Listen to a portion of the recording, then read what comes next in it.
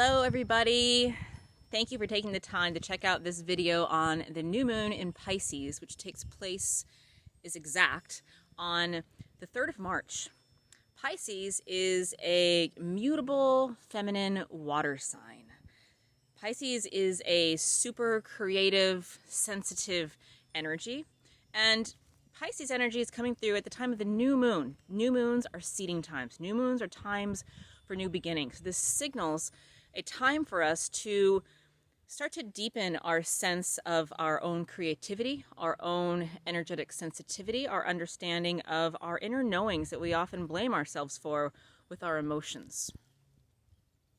And now there's something really special that's taking place during this new moon. We have something called a quintile. Quintiles are when there are exactly 72 degrees between planets. Quintiles are often associated, it's super rare when there's 2 or 3 of them in somebody's chart. When there's 3 of them in somebody's chart, astrologers often say they can predict that person's going to be an artist, a writer, a poet, a musician, something with this Piscean creative energy. This particular new moon, the chart for this new moon, has not 3, but 7 quintiles.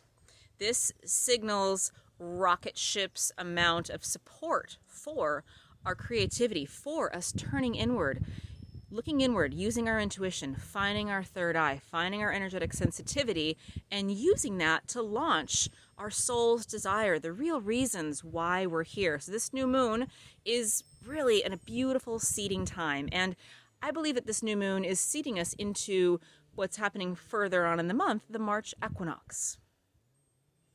And not only do we have these 7 quintiles, but we have a very unique set of conjunctions. So at new moons, the sun and the moon are always conjunct. But the sun and the moon are also conjunct the planet Jupiter during this new moon. Jupiter is the ancient ruler of the sign of Pisces. So this adds an even bigger exclamation point to the exclamation point of this need for us to lean into birthing ourselves as truly creative, energetic beings. And we also have a conjunction. Well, it's just starting. It's not conjunct the sun and moon, but it is conjunct. Neptune is conjunct Jupiter. Neptune is conjunct Jupiter in the sign of Pisces. So Jupiter is the ancient ruler of Pisces. Neptune is the current ruler of Pisces. Neptune is an outer planet. Outer planets tend to be the more subtle planets. They always win the energetic game. And Neptune is very unique. It's known as the planet of illusion and delusion. So one of the things we might be willing to seed and step into here during this new moon is what are the ways that we are blocking ourselves from any sort of creativity.